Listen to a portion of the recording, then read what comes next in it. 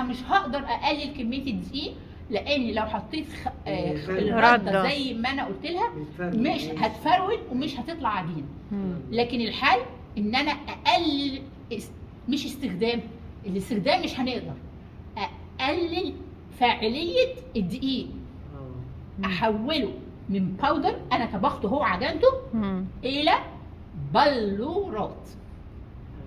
عشان اقربها لكم شويه، لو عندي كوبايه وكوبايه، الكوبايه دي فيها ميه، الكوبايه دي فيها تلج، انا لما اقلب الميه هتبقى سهله ان هي تديني الميه كلها مره واحده، ولا لما اقعد اقلب التلج مليون سنه؟ الميه فانا الدقيق اللي هي بتخبز بيه ده اللي هو كانه ميه بسيط خالص.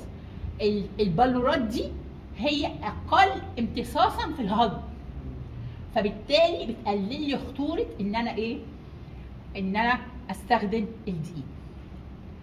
فهمتوني؟ طب كمان عملوا زياده في الابحاث بنسبه 31%. يعني ايه؟ يعني الدقيق البودره ده اللي انا استخدمته ده لما حطيته في الفريزر وبقى بلورات، الافكت بتاعه او التاثير بتاعه بقى اقل على ان هو يجيب لي سكر او ان هو يتخني او ان هو يتهضم بنسبه 31%. ما بال بقى لو قعدته اكتر من 12 ساعه. ده الكلام ده لو انا خبزته واستنيت لما برد ودخلته 12 ساعه. طب سبته بقى بالايام، كل ما بتقعديه كل ما بتزيد الحلاوه والشطاره، ويبقى استعدادي ان انا يجيلي سكر اقل واني ادخن اقل وبس. ده الرد على الجميله الفاضله بتاعت المره اللي فاتت. ومن فضلكم وصلوا لها الكلام ده. طيب قولي لها على العيش والقدوسيه، هم بيعملوا لي حاجتين. التفعيل بقى، التفعيل ده بقى شغلتنا. احنا نعمل ايه عشان نقلل تاثير السكر، سكريات يعني، والدقيق في اكلنا. المره اللي فاتت اتكلمنا على البسكوت بتاع الشركه القوميه الوطنيه وسقفنا لهم. وانا اديكم فكره ان الشركه دي من زمن طويل اكتر من 100 سنه كانت مصر بتصدر الشوكولاته لفين؟ سويسرا، بلد الشوكولاته. سبحان الله، بلد السعاده. خلاص فهمنا؟ بلد السعاده. يعني الشوكولاته المصري هي كانت بتتصدر لسويسرا للاسف. خلاص؟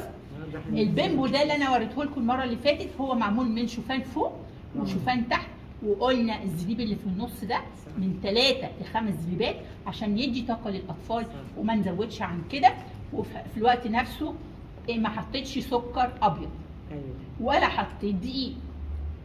وقلت لكم تاني واحده ان انا اعمل كيكه البسكوت دي وبكسره في المطحنه واجيب كريمه البطاطا.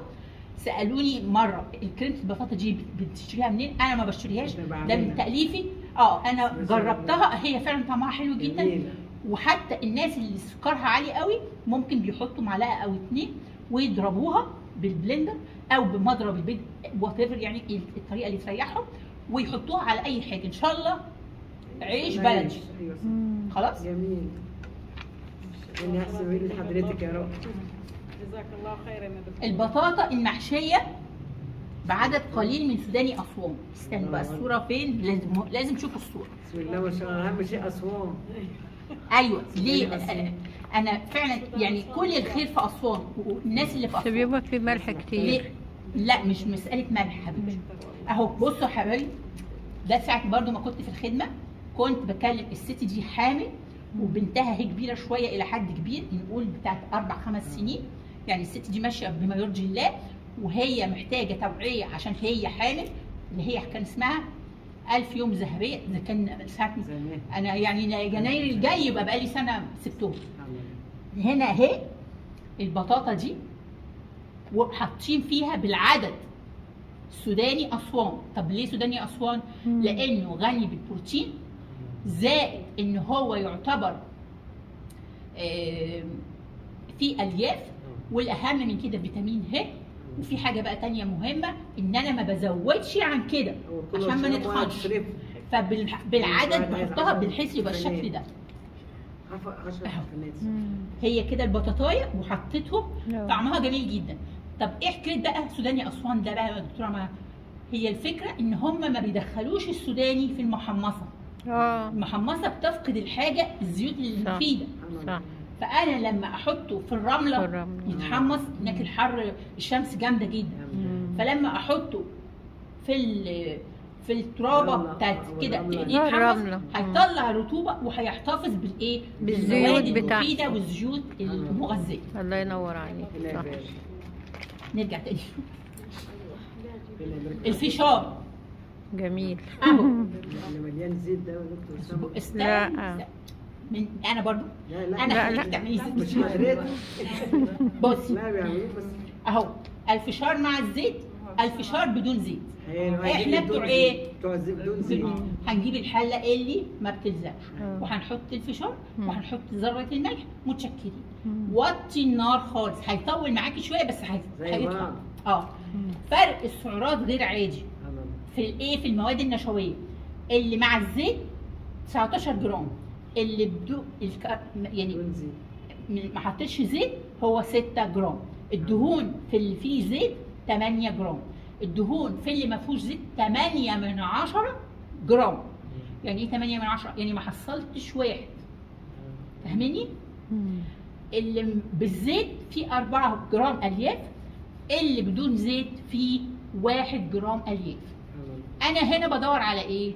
بدور على حاجه تنفش في معدتي عشان تحسسني بالشبع. شغلتي دي كلها، حتى البطاطا اللي كنتم متخيلين انها بتتخن وان هي بتنفش في المعده وبتحسس بالشبع، بس ايه بقى؟ مش ثبت. مش ثبت. يعني هي بتبقى حاجات